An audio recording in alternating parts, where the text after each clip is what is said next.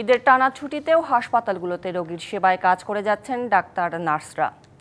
রোগীর সেবার মাঝেই খুঁজে নিয়েছেন আনন্দ, আর সেবা পেয়ে স্বাভাবিকভাবেই খুশি রোগীরা। ঈদুল আজহায় এবার টানা 10 দিনের ছুটি। প্রায় সব মাধ্যমের কর্মকর্তা কর্মচারীরা ছুটি কাটাচ্ছেন। কেবল ছুটি পাননি জরুরি সেবায় নিয়োজিতদের অর্ধেকের বেশি। তবে সীমিত জনবল দিয়েই হাসপাতালের সেবা চালু রাখা হয়েছে। ভর্তি রোগীদের চিকিৎসা সেবা দেওয়ার পাশাপাশি চলছে জরুরি চিকিৎসাও। ঈদের ছুটিতেও রোস্টার অনুযায়ী চিকিৎসক, নার্স, স্টাফরা রোগীদের চিকিৎসা সেবা দিচ্ছেন। আমি একজন সেবিকা, আমার তো কর্তব্য সেবা দেওয়া।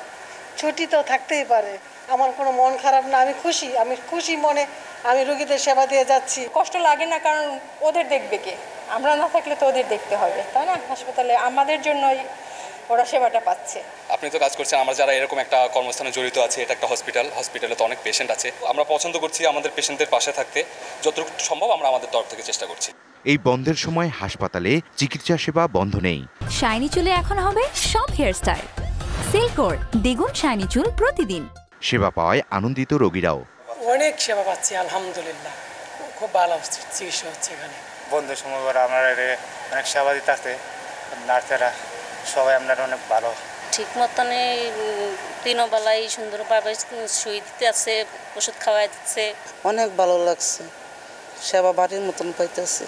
কিছু কিছু হাসপাতালের আউটডোর সেবা বন্ধ থাকলেও জরুরি বিভাগ 24 ঘন্টাই খোলা রাখা হয়েছে। 24 ঘন্টা খোলা রাখে ইমার্জেন্সি সার্ভিস, সাথে তো আউটডোর তো ঈদের পরের দিন খুলবে, কিন্তু ঈদের সেবাটা, জরুরি সেবাটা সেটা চালু আছে। হাসপাতাল একটা পরিবার, একটা ফ্যামিলির একটা অংশ। আমার ফ্যামিলি যেরকম বাসা, আমি ঈদটা করছি সকালটা থেকে, অথবা তারপরে চলে আসছি, এখানে সময় কাটাচ্ছি, আবার দিন শেষে বাসায় ফিরে যাচ্ছি, তো সবটাই মিলে কিন্তু কোনোটা কিন্তু খারাপ লাগে না। কারণ এই যে রোগীদের সাথে সেবা দেওয়াটা, এইটা কিন্তু রোগী যখন সুস্থ হয়ে যায়, সেটা কিন্তু আমাদের সবচেয়ে বড় আনন্দ।